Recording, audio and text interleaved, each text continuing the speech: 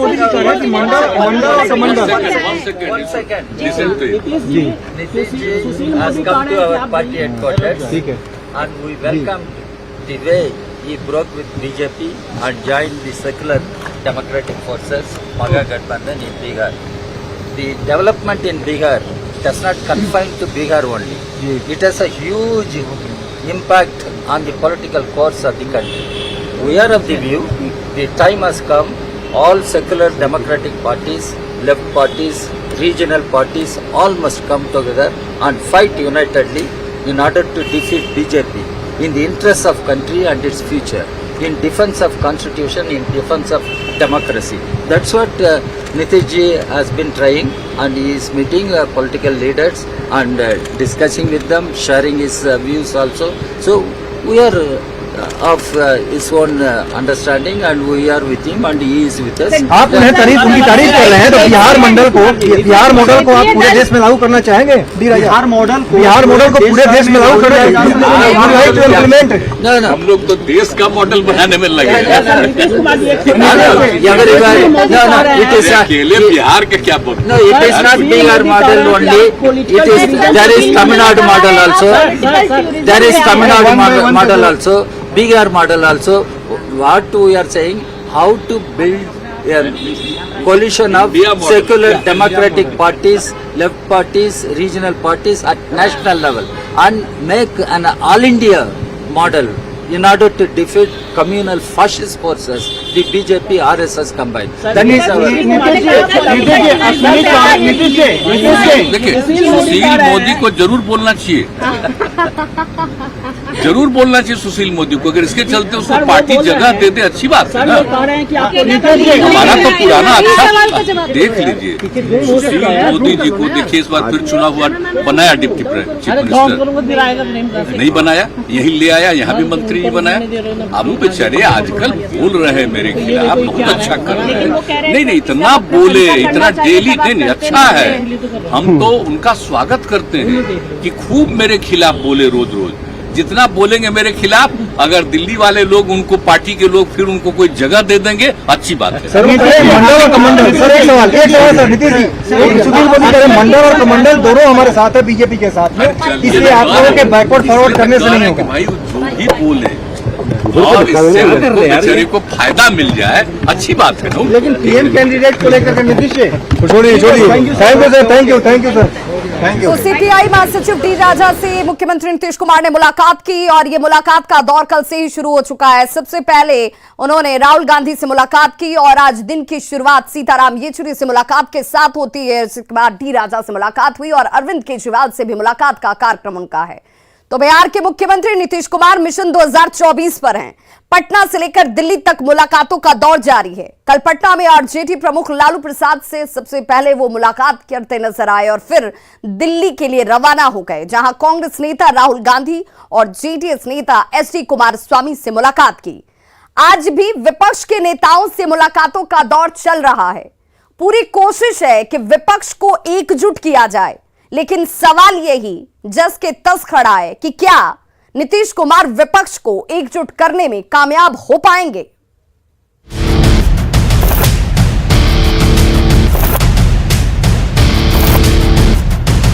एकजुट होकर के चुनाव लड़ेंगे तो भारी सफलता हासिल मिलेगी।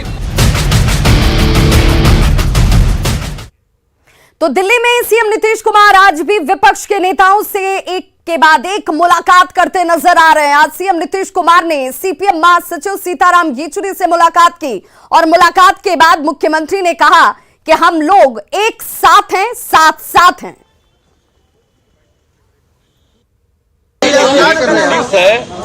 आपस में हम लोग सब अब यही बात कर रहे हैं कि हम सब लोग पूरे देश में सब जो है लेफ्ट पार्टी, जो स्थानीय पार्टियां हैं डिफरेंट राज्यों में, कांग्रेस, सब अगर एक साथ मिल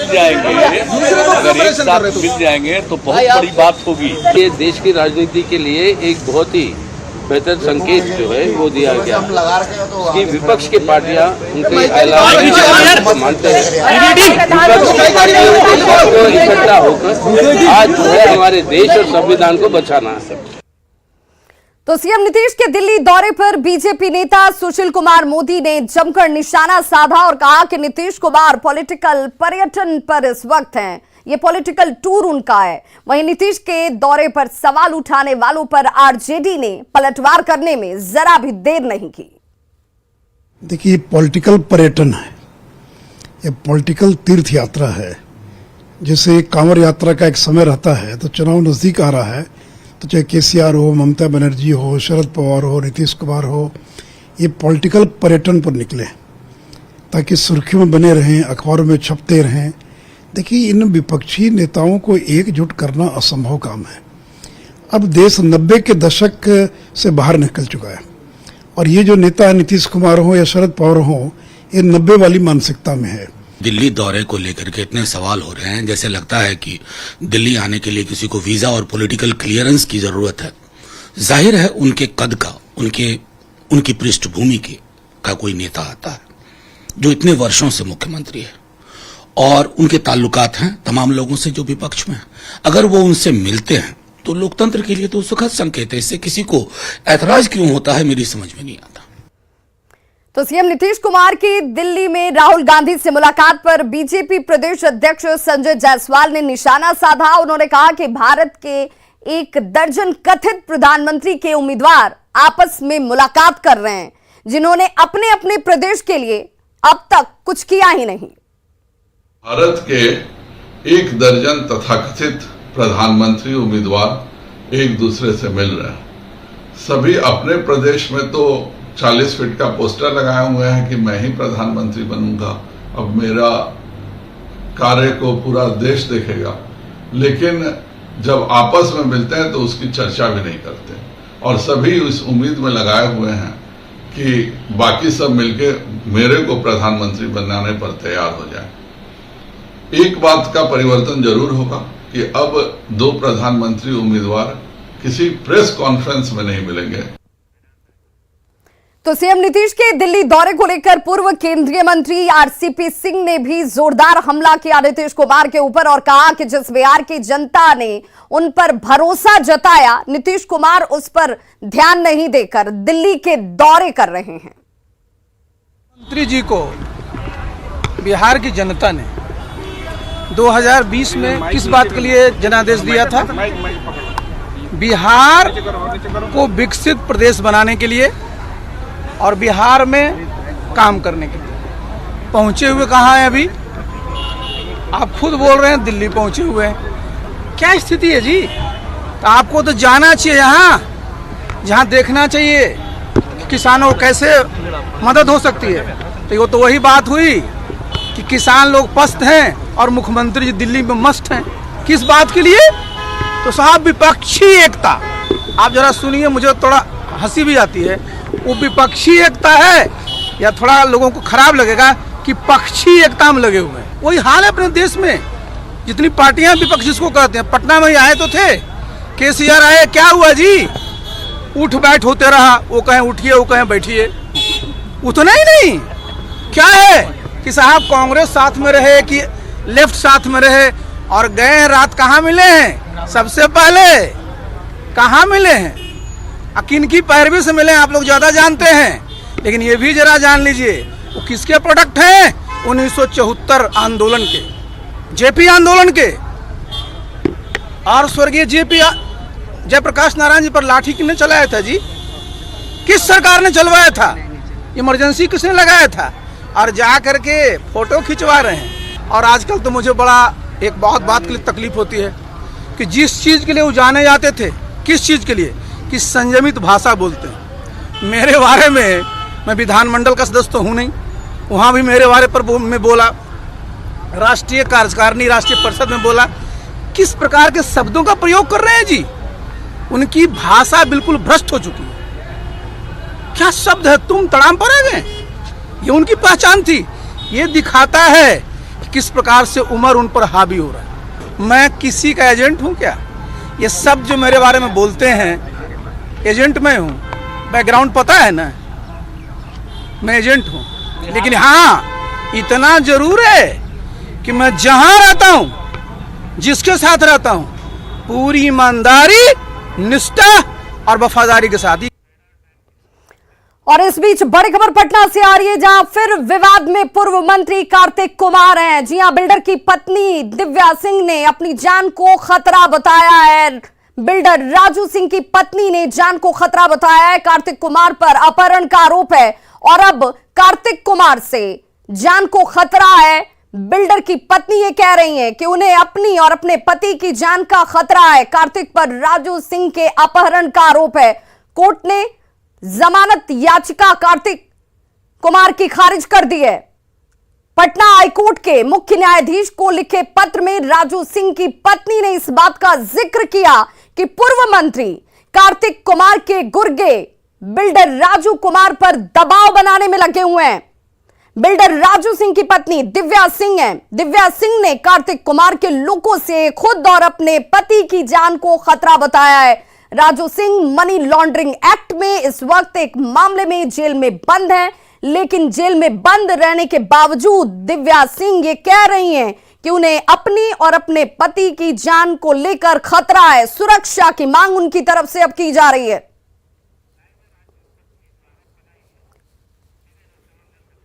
और हमारे साथ खुद बिल्डर की पत्नी राजू सिंह की पत्नी दिव्या सिंह जुड़ चुकी हैं। दिव्या जी, आपका बहुत स्वागत। और सबसे पहले मैं आपसे ही जानना चाहती हूं कि आपको ऐसा क्यों लग रहा है कि आपको और आपके पति को, जो इस वक्त जेल में बंद हैं, उन्हें जान का खतरा है?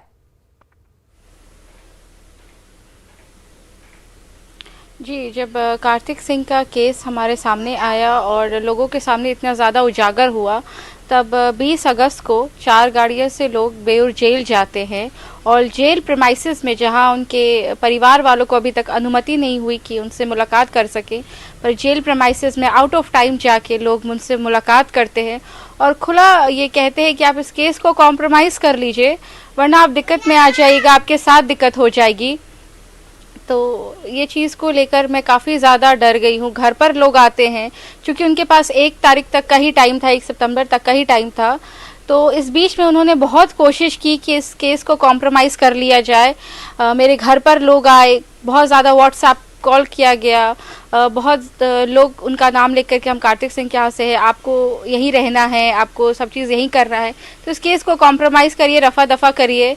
और बहुत ज्यादा हम पे प्रेशर बनाया गया। दिव्या जी, ये दबाव कहा गया कि वो तो मंत्री हैं, आपसे फोन पर ये दबाव आपको दिया जा रहा है, डराया धमकाया जा रहा है, या लोग आपसे मिलने के लिए घर तक पहुंच जा रहे हैं?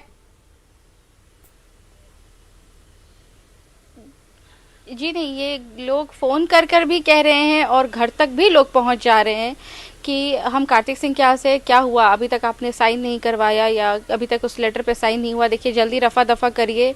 उनके करीबी आलोक सिंह, जो माने जाते हैं, उनके रिश्तेदार भी हैं शायद, वो कह रहे हैं कि अगर राजू सिंह ने कॉम्प्रोमाइज़ नहीं किया तो उनके साथ गलत हो जाएगा, उनको जान से मार दी जाएगी। दिव्या जी, क्या आपने इस बात का जिक्र या इस बात की जानकारी पुलिस को दी है? वो कौन से नंबर्स हैं जिनसे बार बार आपको कॉल आ रहे हैं? जी बिल्कुल, मैंने माननीय एसएसपी साहब, जो मानसी जी ढिल्लों हैं, पटना के एसएसपी हैं, मैंने खुद जाके उनसे मुलाकात की, उन्हें लेटर दिया, उन्हें इस पूरे वाकये के बारे में बताया। तो उन्होंने मुझे आश्वासन दिया था कि आपको सुरक्षा दी जाएगी और बाद में इस चीज़ को सुरक्षा समिति को हैंडल करने के लिए ट्रांसफ़र कर दिया गया। और अभी तक मुझे कोई सुरक्षा नहीं प्रदान करी गई, अभी तक मुझे कोई सुरक्षा नहीं दी गई है और हम डर के साए में जी रहे हैं। दिव्या जी, जिस दिन आपने अपनी बात को रखा कि हमें डर है, हमें इस तरह से धमकियां मिल रही हैं, उस दिन से लेकर आज कितना दिन हो चुका है, कितना दिन बीत चुका है? 20 दिन से ये सारा चीज़ आ रहा है। जब उन्हें 1 तारीख तक का समय दिया गया, उस दिन से हमारे घर पे लोग आ रहे हैं, फ़ोन आ रहे हैं, बेउर जेल जाके मेरे पति से सीधा मुलाकात किया जा रहा है। कोर्ट में मुलाकाती में जब वो आते हैं तो वहाँ जाके उनसे कहा जा रहा है कि आप कॉम्प्रोमाइज़ करिए, वरना दिक्कत में आ जाएंगे। उनका क्या, वो तो मंत्री हैं, उनका कुछ नहीं होगा, आप दिक्कत में आ सकते हैं। दिव्या जी, क्या आपकी इस बीच आपके अपने पति राजू सिंह से मुलाकात हो पाई है, बातचीत हो पाई है? जी, मेरी उनसे 1-2 बार मुलाकात हो पाई है कोर्ट में और वो खुद डरे हुए हैं, वो खुद समझ नहीं पा रहे हैं। मुलाकात हो पाई? वो जाए तो जाए कहाँ, क्योंकि नहीं, जेल जाकर नहीं, वो अपने तारीख पर कोर्ट आए, क्योंकि जेल में हमें कभी अलाउंस ही नहीं दिया गया कि हम कभी स्पेशल या किसी तरह का कोई प्रावधान नहीं दिया गया कि हम उनसे मुलाकात कर सकते हैं। तो आप ये कह रही हैं दिव्या, आप ये कह रही हैं कि आप उनकी पत्नी हैं, आप घर के सदस्य हैं, आपको अपने पति की जान को लेकर खतरा, उसका डर है, आप मुलाकात नहीं कर पा रही हैं, लेकिन उसी जेल में जाकर बाहरी लोग धमकी दे रहे हैं, डरा धमका रहे हैं, केस को उठाने का दबाव बनाया जा रहा है। जी बिल्कुल, मेरे घर पे मैं अपने बच्चों के साथ अकेले रहती हूँ। मेरे 2 छोटे बच्चे हैं और बहुत डर लग रहा है, क्योंकि एक इंसान जो मंत्री पद पर रह चुका है, कानून मंत्री रह चुका है, अपने आदमी मेरे पास भेजता है केस को कॉम्प्रोमाइज़ करने के लिए, और अचानक से वो मंत्री पद से इस्तीफा देने के बाद एक दिन बाद वो फरार हो जाता है, कानून की सरकार की नज़रों से गायब हो जाता है। तो वो बहुत कुछ कर सकता है, हमें कभी भी मार सकता है। दिव्या, आपने चूंकि चीफ जस्टिस को पत्र लिखा, तो उसके बाद आपको उम्मीद रही होगी कि आपको सुरक्षा मुहैया कराई जाएगी, आपके इर्द गिर्द सुरक्षा कर्मी तैनात होंगे, तब से ऐसा कुछ हुआ जिससे आप सुरक्षित महसूस कर सके? जी, मैंने